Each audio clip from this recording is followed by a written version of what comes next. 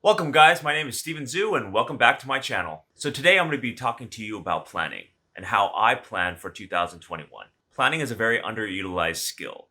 With a little bit of time and done properly, you can accomplish more in 1 year than you think you can. It may seem hard to plan at first, but if you stick to it, you can be productive and do it in the timeline that you want to do it in. So here are some ways that I plan out what I do and how I set yearly and monthly goals for myself, and an extra tip that I use to be accountable to my goals. So come join me on how to plan for the year, and let's go.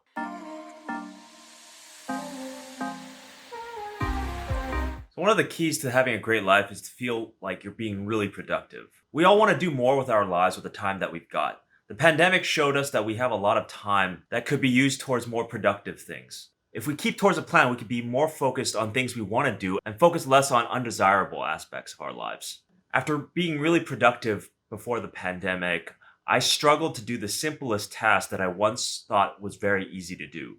So I had to get back to the basics of planning what I wanted to do. Overall, I had really large goals that I had set. And what I had to do was I had to pare those large goals down into smaller and smaller chunks so I didn't overwhelm myself during the pandemic. These smaller goals helped me to really refine what I wanted to do and not put pressure on myself to deliver when I really didn't have the energy or the mental headspace to do it in. From things like taking 2 or 3 international trips or 5 domestic trips in a year, I had to pare down things that were more achievable during the pandemic. For example, cooking more often, playing the piano, or just doing moderate hikes. So overall, planning can be very difficult, but if you can break it down into small little chunks and just focus on what you want to do in a reasonable time frame, planning can be very simple activity that's really fun and enjoyable. So of all the tools out there to be productive, I found that keeping it simple is really the easiest way to go. I use Google Keep. It's a very simple tool that anybody with a phone, a PC, or Mac can use, and it's available for free to download.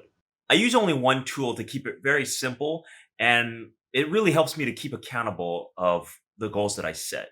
If I have more than one tool, then it gets complicated, then I might not look at it as often. So I found that I've really struggled with keeping productive if I have multiple apps that I use. So I just pare it down to one tool. So this tool really helps me to stay organized and to look at something on a daily basis. I use it really for everything, making general lists, keeping track of my goals in life, having inspirational quotes. There are many things that Google Keep can be used for. For example, Keep is generally a tool to keep notes, add lists, and take photographs.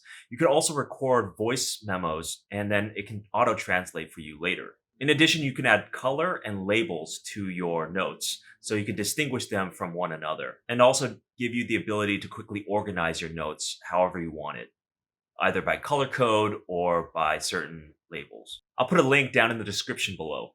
For me personally, I like using it with the phone because it's easy for me to look at it on a daily basis. So what I do is I add yearly and quarterly goals. These goals can be something that I want to accomplish in the near term, within 3 months. Something that's achievable and will give me some margin if I don't end up doing it the first or second month. For the year, I usually set New Year's resolutions to create a list of things I want to do for the upcoming year. Now, these yearly goals are very broad in general, and it's just something that I want to finish or do or even start in broad strokes. So you may be thinking to yourself, okay, you have these yearly goals, so what will actually force you to complete these goals? So I start with the yearly goals and then I distill it down to a quarterly goal. I don't actually try to make it a monthly goal. I don't set goals for myself where I say I have to hike 4 times a month, or I have to play piano 12 times a month. For me, I found myself not being able to complete those goals because I didn't give myself enough time to complete them. So, for example, if I hold myself to doing something X number of times a month, I don't account for things that might happen, like a spur of the moment trip or something that comes up that totally trashes my plan. I give myself the ability to be flexible so that I don't lock myself in for that particular month. So then what I do is each month, if I accomplish something that's working towards my quarterly goals or something I just want to note down as an accomplishment, I put it down on my completed goals for that month. For example, I check off the number of times I hiked, the number of times I hung out with friends, the number of times I did something noteworthy. And what I like about this method is that it helps me to work towards my goal, but also give me something to look back and say, I've accomplished something this month versus before I would try to keep it in my head and I would forget what I've done for the month. So here you can see some of my completed goals, quarterly goals, and those are just a snippet of what I put down in my own Google Keep. As you can see, it's just a couple of quick notes that I have and things that I have done. It's not really anything long form, and I use it just to keep tabs on what I've done throughout the month. And really, that's it. It boils down to having a list that you can see every single day and just jotting down a couple of things you want to do a month. That's the productivity planning hack that I have. And you don't have to use Google Keep. It's just something that I've gotten familiar with to use. You can use Evernote or Keep or any app really to take notes. As long as you can see it on a daily basis and it has a list function, then you're good to go. So in terms of keeping accountability, this is what I use. If I have a quarterly goal, I just use the checkbox and then check it off once I'm done. That's it. And if I miss a quarterly goal, then I don't beat myself up for it. This is one of the key tenets of sticking to your plan. Because let's be honest, things change and goals change throughout the year.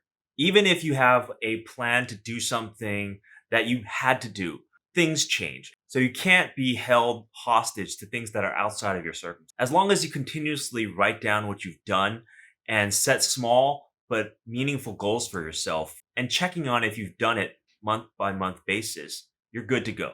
Trust me, you'll be amazed at what you accomplish in a year of doing this. I have used this method for more than 5 years, and let me tell you, it is insane how much you can get done.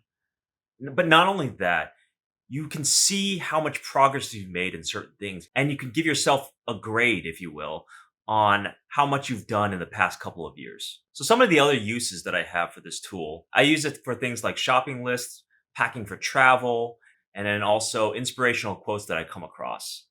I use it to jot down general notes, brainstorm ideas for my YouTube videos, and also use it to list where I want to travel next. It's amazing the versatility that I could use this tool for. It gives me a sense of accomplishment just to see how much I can put on there. And when you look back on it, it's like a timeline of your life. It gives you a window into the mental headspace you were at several years ago, and it can help you identify who you were and then who you are becoming. It's like a slow progression of a personality change. Things that you thought were important and wanted to accomplish years ago, some of the goals you have now versus in the past. So that's it. That's how I plan everything that I do for the year. Generally, planning for the long term is very difficult, and you have to find the small wins. By seeing what I've done on a month to month basis, I give myself a sense of accomplishment of what I'm able to do. During the pandemic, it was really hard for the small victories because the world outside is so crazy. So giving myself the ability to say I did something, even if it's not much, was still a win in my book. It really comes down to a simple tool that you can use that you can check on frequently. Use it really to jot down your yearly, annual goals, and then break it down into quarterly goals. And then write down the things you've done on a monthly basis. After those 3 months, after every quarter, review those goals and see what you've done and what you haven't yet done. And then roll them over to the next quarter. And the biggest takeaway is don't get hard on yourself if you miss a goal or two. Again, things change, life circumstances change, so don't beat yourself up. Build up to the simple wins. Small victories beget bigger victories, beget the biggest victories. So that's my 2 cents. Have a great 2021 in planning. I hope that with this tip, you can be more productive with your 2021. And as always, thank you very much for watching. Be sure to like, subscribe, and share with your friends. So let me know down in the comment below what productivity hacks that you use.